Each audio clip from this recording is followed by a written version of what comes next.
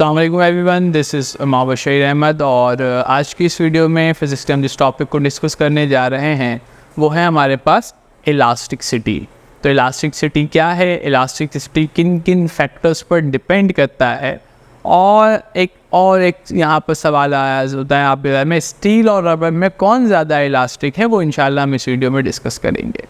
तो video start करने से पहले एक छोटी सी इन्फॉर्मेशन, हमारे चैनल को लाइक करें, सब्सक्राइब करें, बेल आइकन को प्रेस करें ताकि आने वाली वीडियोस की नोटिफिकेशंस आपको मिलती रहे।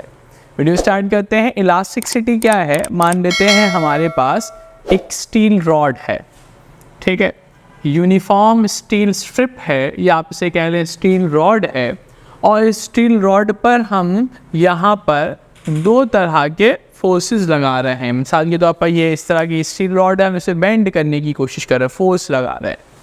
तो जिस तरह से हम यहाँ पे फोर्स अप्लाई कर रहे हैं, पैरेलल फोर्स, हम थोड़े वक्त के बाद ये देखेंगे कि स्टील रॉड जो है या स्ट्रिप जो है वो थोड़ी सी डिफॉर्म हो जाएगी। अगर आप इसको देखेंगे तो फोर्स की वजह से वो बेंड हो जाएगी, वो क्या हो जाएगी, डिफॉर्म हो जाएगी। बट जैसे ही आप इस एक्सटर्नल फोर्स को यहाँ पर आने के बाद रिमूव कर देंगे, तो हमने यहाँ पे क्या किया, रिमूव एक्सटर्नल फोर्स। जैसे ही हमने एक्सटर्नल फोर्स को रिमूव किया तो हमने ये देखा कि ऑब्जेक्ट ने दोबारा रीगेन कर लिया, रीगेन इट्स ओरिजिनल शेप। ठीक है, वो ऑब्जेक्ट ने फौरन से अपने ओरिजिनल शेप को रिगेन कर लिया। यही प्रॉपर्टी क्या कहलाती है, इलास्टिसिटी कहलाती है। That is called elasticity. ठीक है, इलास्टिसिटी क्या है, when an external force applied on any material it deform, and when the external force removed it regain its original shape, और वो क्या करे, अपने ओरिजिनल शेप को दोबारा रिगेन कर ले। अगर ये प्रॉपर्टी किसी ऑब्जेक्ट के अंदर है तो उस बॉडी के अंदर क्या पाई जाती है, इलास्टिसिटी पाई जाती है। अब अगर आप इसको फोकस करेंगे तो इलास्टिसिटी हमारे पास कुछ चीज़ों पर डिपेंड करता है। अच्छा, इसको एक्सटर्नल फोर्स भी कह सकते हैं, इसको हम डिफॉर्मिंग फोर्स भी कह सकते हैं। ठीक है, वो फोर्स जो इसे क्या करने की कोशिश कर रहा है, डिफॉर्म करने की कोशिश कर रहा है। ठीक है, अच्छा, हर ऑब्जेक्ट की एक इलास्टिक लिमिट भी होती है। इलास्टिक लिमिट क्या है कि उस फोर्स, अब मिसाल के तौर पर अगर मैं बेंड करूं, रिमूव करूं, रीगेन कर लिया, अगर मैं इस स्ट्रिप पर ज़्यादा फोर्स लगाऊंगा तो वो परमानेंटली डिफॉर्म हो जाएगा। इसका मतलब ये हुआ कि हमने इस ऑब्जेक्ट पर इसके इलास्टिक लिमिट से ज़्यादा फोर्स लगा दिया। अच्छा, अब कुछ और आते हैं, हम थोड़ा सा और डेप्थ में इसके समझते हैं कि जो हमने फोर्स लगाया है ना इस पर, इसे हम बेसिकली क्या कहते हैं, इसे हम कहते हैं स्ट्रेस। हमने इस पर फोर्स लगाया, स्ट्रेस दिया इसको, और उसके नतीजे में इस बॉडी में क्या आया, यानी जो एक्सटर्नल फोर्स है इसे हम क्या कह देते हैं, स्ट्रेस कह देते हैं।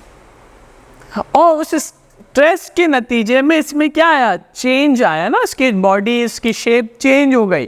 तो जो फोर्स, स्ट्रेस के नतीजे में जो चेंज आता है, चेंज ड्यू टू स्ट्रेस, उसे हम क्या कहते हैं, स्ट्रेन कहते हैं। और बॉडी की इलास्टिक प्रॉपर्टी का अंदाज़ा कैसे निकाला जाता है, बॉडी की इलास्टिक प्रॉपर्टी जो होती है ना, इलास्टिक प्रॉपर्टी या इलास्टिसिटी, ये बेसिकली बराबर होती है किसके, स्ट्रेस अपॉन स्ट्रेन के, स्ट्रेस अपॉन स्ट्रेन के। और ये जो स्ट्रेस अपॉन स्ट्रेन है ना, जिसे हम इलास्टिसिटी कह रहे हैं, ये बेसिकली होता है गामा, जिसे हम क्या कहते हैं, यंग मॉड्यूलस कहते हैं, यंग मॉड्यूलस। जिसके यंग मॉड्यूलस की वैल्यू ज़्यादा होगी, ज़्यादा होने का मतलब क्या है, स्ट्रेस, अभी यंग मॉड्यूलस ज़्यादा कब होगा, यंग मॉड्यूलस ज़्यादा उस वक्त होगा कि स्ट्रेस ज़्यादा हो और स्ट्रेन कम हो, तो जिसकी यंग मॉडुलस की वैल्यू ज़्यादा होगी वो मोर इलास्टिक होगा।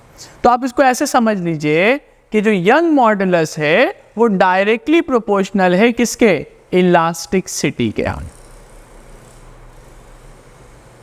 तो यंग मॉडुलस की वैल्यू ज़्यादा, इलास्टिसिटी ज़्यादा, यंग मॉडुलस की वैल्यू कम, इलास्टिसिटी भी कम हो जाएगी। यंग मॉडुलस बेसिकली किसके बराबर होता है, स्ट्रेस अपॉन स्ट्रेन। स्ट्रेस क्या है, जो आपने एक्सटर्नल फोर्स अप्लाई किया है और उसके नतीजे में जो चेंज आ रहा है उसे हम क्या कहते हैं, स्ट्रेन कहते हैं।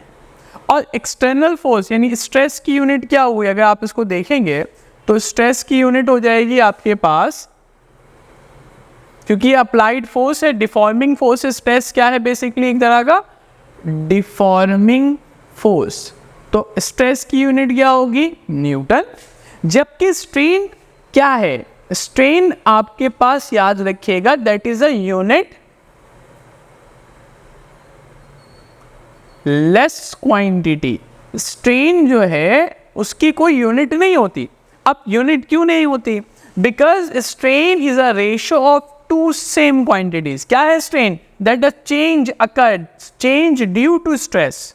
अब चेंज कैसे निकालेंगे, चेंज ऐसे निकालते हैं कि हमारे पास कितना लेंथ था और चेंज इन लेंथ कितना आया। तो ये जो आपको नजर आया ना, length divided by change in length, इसको हम क्या कहेंगे, मीटर अपॉन मीटर, क्या हो जाएगा, कैंसिल। अब अगर हम इसे देखें ना तो स्ट्रेन की दो इकसामें हो सकती हैं। एक हो सकता है हमारे पास लॉन्गिट्यूडनल स्ट्रेन,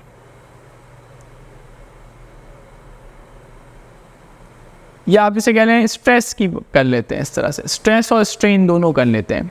स्ट्रेस और स्ट्रेन ये तीन तरह के हो सकते हैं। पहली चीज क्या है इसके अंदर, लॉन्गिट्यूडनल,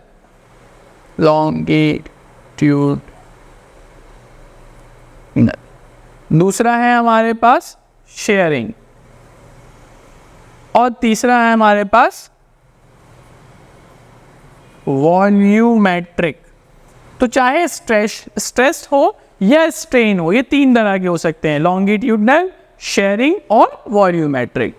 अब मिसाल के तौर पर कोई फोर्स, मिसाल के तौर पर एक रॉड है, उस रॉड की लंबाई बढ़ गई तो लेंथ इंक्रीज हो रहा है, इसमें लगने वाला जो स्ट्रेस होगा उसे हम क्या कहेंगे, लॉन्गिट्यूडनल स्ट्रेस। और उस लॉन्गिट्यूडनल स्ट्रेस की वजह से जो चेंज आया है, जो चेंज इन लेंथ आया, अगर आप इसको देखेंगे तो ये आपका डेल्टा एल है ना, चेंज इन आया है, और इनिशियल लेंथ ये रहा। तो अगर हम इन दोनों को आपस में डिवाइड कर दें ना तो ये जो स्ट्रेन बनेगा ये बन जाएगा लॉन्गिट्यूडनल स्ट्रेन। इसी तरह एक ऑब्जेक्ट है, इसकी लेंथ में इजाफा नहीं हो रहा, हमने इसको क्या किया, ऊपर से पुश किया और ये ऑब्जेक्ट पहले से क्या हो गया, थोड़ा सा टिल्ड हो गया, मुड़ गया, तो चेंज तो इसमें भी आया। ये जो चेंज आ रहा है ना ये कहलाता है शेयरिंग स्ट्रेस, और इसकी वजह से जो चेंज आ रहा है, मिसाल के तौर पर ये जो चेंज आ रहा है आपके पास, ये क्या कहलाएगा, शेयरिंग स्ट्रेन कहलाएगा।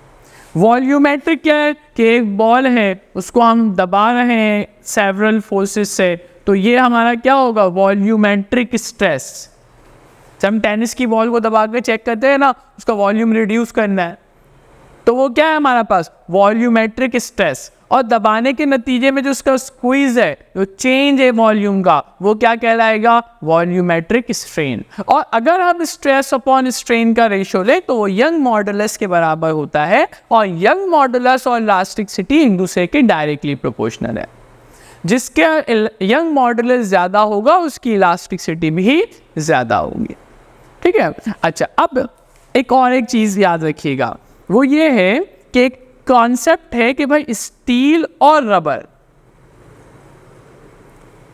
ठीक है, इन दोनों में से कौन सा ज़्यादा इलास्टिक, तो स्टील ज़्यादा इलास्टिक है।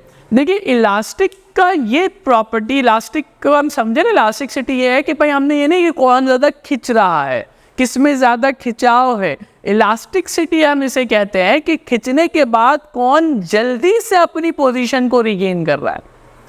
जैसे ही आप स्टील की स्ट्रिप को बेंड करेंगे और जैसे ही छोड़ेंगे तो फौरन से अपने पोजीशन को क्या करेगा, रिगेन करेगा, that fast as compare to the rubber.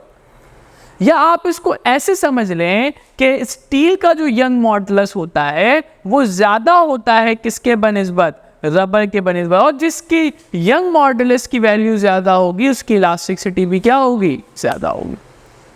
और अगर फोर्स, डिफॉर्मिंग फोर्स, याद रखिएगा ये देयर इज अ लिमिट, ऐसा नहीं है कि हमेशा इसके अंदर इलास्टिसिटी होगी। एक वक्त आएगा अगर हम इसके इलास्टिक लिमिट से ज़्यादा फोर्स अप्लाई कर दें, यानी अगर हम डिफॉर्मिंग फोर्स जो है, अगर हम डिफॉर्मिंग फोर्स उसको ज़्यादा कर दें, किससे, यंग मॉडुलस से, तो इस कंडीशन में बॉडी क्या हो जाएगा, बॉडी परमानेंटली डिफॉर्म हो जाएगा, परमानेंटली डिफॉर्म हो जाएगा। और इस पॉइंट को हम उस बॉडी के लिए क्या कहेंगे, इलास्टिक लिमिट का पॉइंट कहेंगे। जिस पॉइंट पर बॉडी की इलास्टिसिटी रिस्ट्रिक्टेड हो जाती है और बॉडी क्या हो जाता है, परमानेंटली डिफॉर्म हो जाता है। कब, जब आप लगाया हुआ डिफॉर्मिंग फोर्स उस ऑब्जेक्ट के यंग मॉडुलस से ज्यादा हो जाएगा। अच्छा, एक बात यह है कि जब लॉन्गिट्यूडनल वन डायमेंशनल चेंज आता है ना, तो उसके लिए हम इस्तेमाल करते हैं यंग मॉडुलस का टर्म इलास्टिसिटी के अंदर। मगर जब हम वॉल्यूमेट्रिक इलास्टिसिटी की बात करते हैं ना, तो वहां पर यंग मॉडुलस का वर्ड नहीं, वहां पे हम बल्क मॉडुलस का वर्ड इस्तेमाल करते हैं, दैट इज बल्क मॉडुलस। है वही चीज, स्ट्रेस अपॉन स्ट्रेन। बस यहां हमने स्ट्रेन को कैसे डिफाइन किया था, change in length, in final length upon change in length, और यहां पे बल्क मॉडुलस क्या हो जाएगा, ये स्ट्रेस अपॉन स्ट्रेन ही रहेगा। बस फर्क ये होगा कि स्ट्रेन यहाँ पे क्या हो जाएगा, final volume divided by change in volume with respect to the volume of bulk modulus. तो अगर कहीं वॉल्यूम में इलास्टिसिटी मेजर कर रहे हैं तो वहां पे हम क्या देखेंगे, वॉल्यूम की ऑब्जेक्ट की बल्क मॉडुलस को, और अगर हम लॉन्गिट्यूडनल या शेयरिंग स्ट्रेस या स्ट्रेन की बात कर रहे हैं, वहां इलास्टिसिटी देख रहे हैं, तो वहां पे मटेरियल का क्या होगा, यंग मॉडुलस होगा। तो उम्मीद है ये वीडियो आपको पसंद आई होगी। तो हमारे चैनल को लाइक करें, सब्सक्राइब करें, बेल आइकन को प्रेस करें ताकि आने वाली वीडियोस की नोटिफिकेशन आपको मिलती रहे। शुक्रिया।